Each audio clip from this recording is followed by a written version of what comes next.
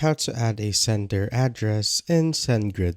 So first, make sure that you are logged in on SendGrid. Now once you're logged in, just navigate to the settings option here on the left navigation menu, then simply click on it. Then scroll down till you see the sender authentication option.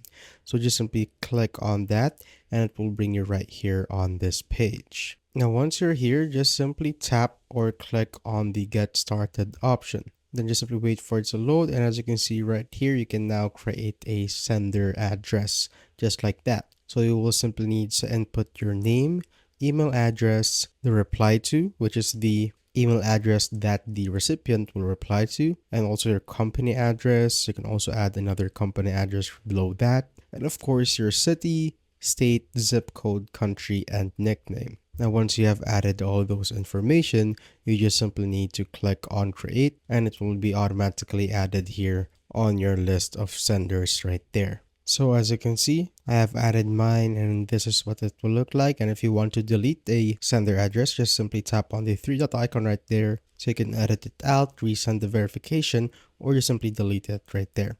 So if I'm going to delete it, I'm going to click on this, then confirm the action just like that, and it has been deleted. And that is how I basically add a sender address in SendGrid.